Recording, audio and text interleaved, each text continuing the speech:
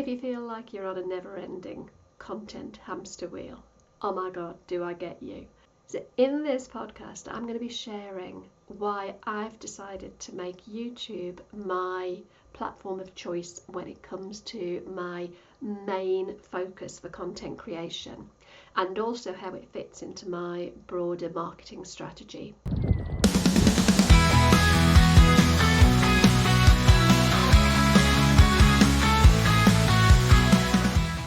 So hi, whether we're meeting for the first time or if you've come across me before, welcome to the podcast, whether you're watching on YouTube or listening on one of your favourite podcast platforms.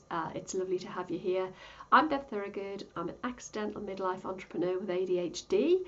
Welcome to my channel where I share business and life tips and tricks to help you grow your knowledge-based business, particularly if you're a coach or a trainer or a knowledge worker in some way working or wanting to work in the corporate market. Let's get back to the essence of this podcast around why I'm choosing YouTube to be what I call my keystone piece of content. And there are a number of reasons for this. So I'm going to start with why, and then I'm going to talk about how YouTube fits into my broader marketing strategy, because anything we do from a business point of view in terms of content should ultimately be designed to drive revenue, if you like, to our business. So there needs to be a reason for why we're creating content.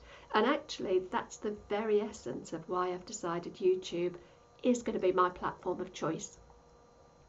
So first and foremost, let's think about why I'm using YouTube. Well, firstly, it's searchable, which means that if I create a piece of content that answers a particular question that I know my audience are asking about, then if they have that question, they can go into YouTube or Google, bearing in mind that YouTube is owned by Google, and they can search for help on how to, whatever it might be, how to position yourself as an expert in your field, how to create a LinkedIn banner in Canva. These are things that I've answered the questions to because people have asked me about, so I've made a video about it. And the beauty is, because it's searchable, it means that it has longevity, which we'll talk about in a moment. But when we consider that YouTube is the second largest search engine, second to Google, and they're owned by the same people, that means that our content has huge amount of potential to be seen by people who need an answer to a question. So from your business, if you think about your business, what questions are you getting asked? What questions are you getting asked all of the time that you could make a video about and leave it there on YouTube, answering the question, and people will search for it and find you. And I don't think there's any other platform that works like that, possibly with the exception of LinkedIn. So you can search, if you write articles, you can potentially have those come up in search. But I think for me, YouTube is much more likely to show up. The second reason why I'm interested in using YouTube as for my keystone content. By keystone content, what I mean is a main piece of content from which every other bit of content sort of falls out of. So my plan is to have one keystone video content a week, possibly two. I'm going to see how my capacity goes, but one keystone piece of content, long form content, so probably somewhere between 5 and 25 minutes.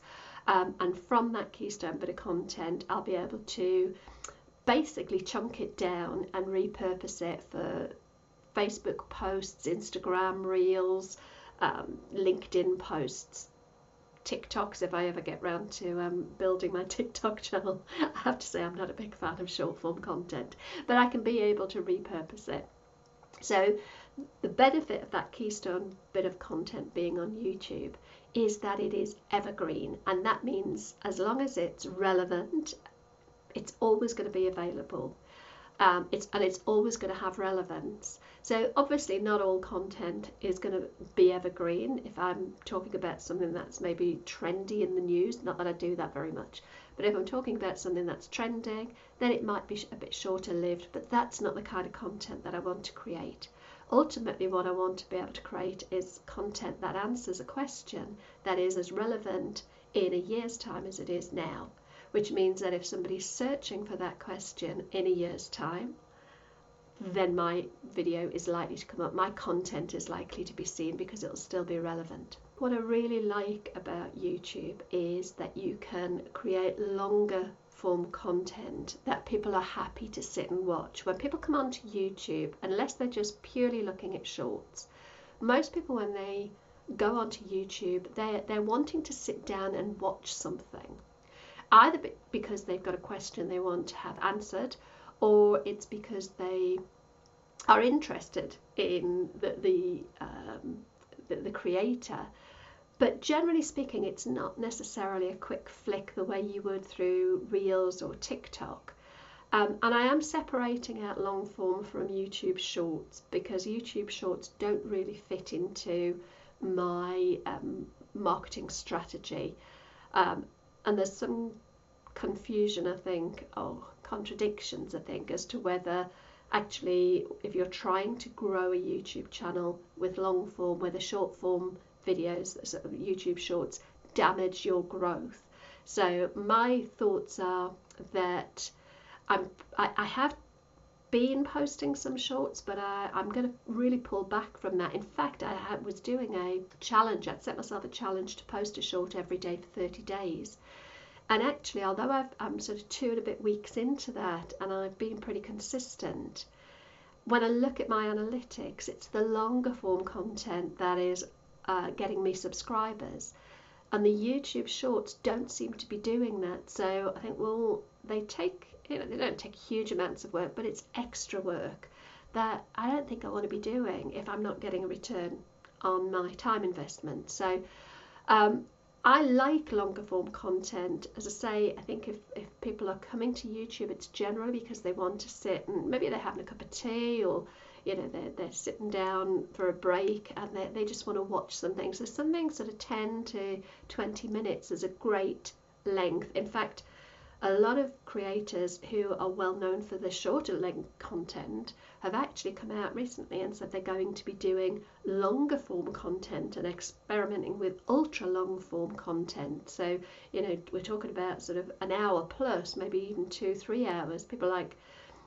Joe Rogan do like 4 hours of content. Well, I shan't be doing that, but definitely think I prefer the longer content. And from a business point of view, there's evidence to show that the longer people spend consuming your content, the more that trust, that kind of know, like, and trust will build. So if you've got, if you can use your longer form content, maybe 10-15 minute videos, and people watch back to back maybe 4 or 5 videos, that's a lot of time spent getting to know you, and a lot of time hopefully getting to like and trust you. So for me, long form just makes more sense. Plus, I find it really difficult to get my message across in 30 or 60-second sound bites. I feel like I like to have a little bit more meat on the bone when I'm talking about stuff. So for me, definitely the long form. As I've already said, by using that longer form content, I'm able to repurpose and chunk it down. So that for me is a big thing. Also, YouTube content can be monetized, meaning you can get paid for your content in lots of different ways. So you're not just keeping all your eggs in one basket. So I'm sure other channels can be monetized. I haven't really looked into Instagram monetization or any of the other platforms, or TikTok monetization, although I was talking to somebody the other day who said that the TikTok terms and conditions had changed recently, and the amount that she was being paid for her views had gone right down, like significantly down. But even then, the views, she had quite high view numbers, but what she was making from her views on TikTok wasn't particularly high. I don't think she could have ever retired on it. Whereas with YouTube, you've got so many different opportunities to monetize. Now, I'm not at the point of being able to apply for the partner scheme with YouTube, whereby you can get your views monetized through AdSense, through being paid for when YouTube show adverts on your content. I'm not there yet. There are some criteria that you have to hit. One of them is you kind of got to have 1,000 subscribers on YouTube, and I don't, which is possibly a question that you might be asking, which is, why are you bothering with YouTube as a source of your keystone source of content when you've got less than 500 subscribers? Well, for me, it's playing the long game, and I recognise that yes, I don't have that many subscribers at the minute, but if I'm more consistent and I'm more strategic about my YouTube content plan, then actually those subscriber numbers will grow. I will hit that partner criteria. So it is basically about starting and sticking to it, because let's face it, every channel started with nobody. So the fact that I'm getting close to the 500 subscribers, that tells me that there's scope for me to grow. So I'm not worried too much about the fact that I haven't got the numbers at the moment. But going back to YouTube monetization, even though I've only got a small subscriber count, I know that my content already has brought people into my business. So they've got in touch because of they wanted coaching or to find out more about the products that I offer.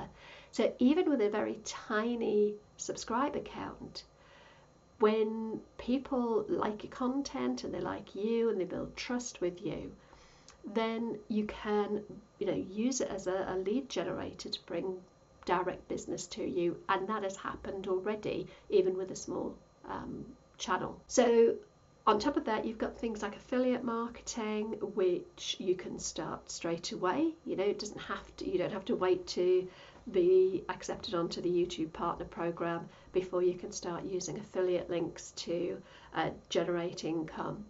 And then of course there's also things like when you get to 500 subscribers now and 3,000 watch hours, you can start to do things like super chats and super thanks. So there are lots of ways that you can actually monetize your content on YouTube, which for me seems very sensible, because if I'm using YouTube to drive business, to drive leads to my business, then being able to monetize my content effectively means that I could potentially get to the point where I'm paying for the income from monetization on YouTube will pay for my lead generation, if that makes sense. One of the other things I like about YouTube is the fact that as your catalogue of content grows, you are able to direct your audience, perhaps people who can't afford to work with me, I can direct them to my free content. So I'm still able to serve people with information. When people work with me, we work more closely on implementation. It's actually about accountability and getting stuff done and taking the knowledge that I teach and implementing it and putting it into practice. That's not the same really when it comes to just sending somebody to watch a YouTube video. But there are so many things I've learned and been able to implement myself because I've been able to go and watch somebody else's content that's taught me what I needed to know about whatever the problem was I was having at that time. So knowing that I can build a catalogue of content, that I can direct those people who can't afford to pay me for to work with me, being able to direct them to content that they can still get benefit from feels like a real win to me. So they're kind of the reasons why I'm really keen to exploit YouTube as my for my keystone piece of content, and to make it the number one kind of focus area for my content creation. So I wanted to kind of talk about how YouTube fits into my broader marketing strategy. And I think the first thing is about my time management. I have been on LinkedIn for the last 6.5 years, and LinkedIn will very definitely still form a big part of my B2B marketing strategy, without a doubt. And if you're in the B2B space and you're wanting to work with B2B clients, then you definitely want to be on LinkedIn as well. But actually my YouTube content will be the foundation of which my LinkedIn content it grows. But what I was doing for a long time was posting on Facebook and TikTok. Don't check out my TikTok, I haven't done very much. But Instagram Reels, Instagram Stories, Instagram Posts. I was writing blogs, and it just seemed to be constantly trying to be everywhere. I dabbled a little bit with Twitter before it was X, and realised I just couldn't get my head around Twitter at all. So I didn't really use that, but I did try, and it's very easy to kind of get into this. You feel like you've got to be everywhere. And unless you've got somebody doing that for you, it's time consuming, it's energy draining, and quite honestly I would say it's impossible. It's a bit like, if you like your butter thick on a piece of toast, then you don't want 10 pieces of toast with a tiny little slither of butter, because you're having to spread it around so thinly. That's how I felt my content was. I felt like none of it was particularly great because I was trying to put my content everywhere, butter the toast way too thinly. So by concentrating my efforts just on this one piece of keystone content and repurposing it, I feel as if I'm going to be able to manage my time much, much better. I've actually got a content calendar for the next month that I'm planning out. I've got it up on my board here, and it means I know easily the kind of the topics that I'm going to be covering in my YouTube videos. And I've never really been able to do that with shorter form content. It always felt like, I can't talk about that, I've just talked about that, and I don't know, I found it very, very hard. So having this one piece of content through YouTube every week feels way more manageable and a more effective use of my time. So the other thing that I think YouTube allows me to do better than any other content, and I think it will for you too, is to showcase your knowledge and your expertise. Because when you're creating a longer form piece of content, it gives you more time to go into a little bit more detail. It gives you a bit more time to explain things better. And because of that, it means that, again, people get to know me better, but also get to know my style of teaching, get to know my style of communicating. It allows them to get to know my personality, which means that if they do decide they want to work with me, they've already had a bit of a kind of try before you buy taster to see whether I'm a good fit or not. The other reason I want to use YouTube and how it fits into my marketing strategy is I'm a huge believer that educational content is key to positioning yourself as an expert in your field. You can't hold that knowledge back. That information and knowledge is everywhere. So I think you want to be able to share your knowledge, and there's always this fear, isn't there? If I give too much away, nobody's going to want to work with me, and I haven't really found that to be the case, and it's certainly not been the case with me. I can learn from people from information, but when I've bought into programs, it's because I actually wanted to be more involved in implementing what they've taught. So what I do like about it, about YouTube in particular, is the ability to be able to use that educational content for educational marketing or attraction marketing, and I think it's the best platform for being able to do that in a way that has greater longevity. So I know it's early days for me, and I haven't got a huge following or a huge subscriber count, and I'm not monetized yet, and I'm still finding my way. But one of the top tips I would give you if you are thinking of using YouTube for your marketing too would be to really, really learn the skills of YouTube. And I'm not talking about going out and buying huge expensive bits of video equipment, although I have to say I've got way more equipment than I need. You don't need that. You need to sound decent and you need to look reasonably decent, which means that your smartphone and an external microphone are probably going to be all you need. Good bit of light from the window and you're good to go. Don't need to be spending loads of money, but I do think you need to really start to understand how YouTube works. And I have to say, I've been trying to learn this for the last year and a half, and it is tricky, but like anything worth doing, you've got to spend the time learning. I've spent so much time watching and learning from YouTube channels that teach you how to do YouTube.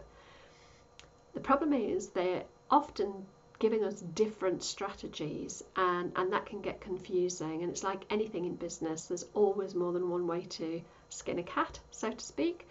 So when you start to try and understand all of the different strategies that you can use on YouTube, you can start to decide which strategy works best for you, whether it's sort of search-based content, whether you're looking to do vlogging and sort of be on the suggested feed. We're not going to go into all of it, but basically there are different strategies that you can use.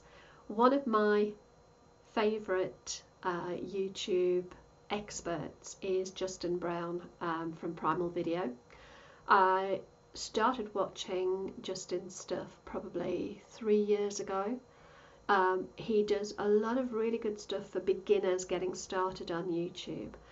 He talks about sort of how to create videos, how to edit, best editing software and things, but he does it from a beginner point of view, real sort of basics, which is exactly what I needed. He also has something called the Primal Video Accelerator program, which I've been a member of for over a year now, which is brilliant because the training in there is just incredible. It takes you step by step, and he has very much a search-based strategy, sort of answering specific questions for your own niche and being very clear on SEO and keyword research to make sure that you show up in search. So if you are just getting started, I would absolutely suggest you go and check out Justin's content on YouTube, Primal Video. I'll put a link to his channel in the description below.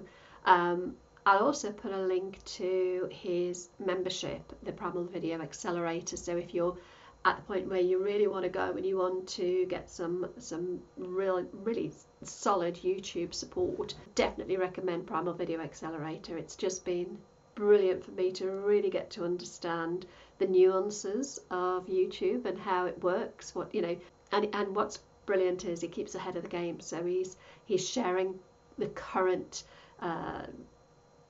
changes, the current trends within YouTube. So okay, all right. Well, that was a bit waffly, but this is that's it from me for today's podcast. So if you've enjoyed it, please do consider giving me a like and hitting the subscribe button if you'd like to help me get up to that 1,000 subscribers so I can start to monetize. That would be lovely. So that's it from me for today. If you've enjoyed this, do please consider giving it a like. Leave me a comment below. Let me know what's your content platform of choice. Is it YouTube or is it somewhere completely different?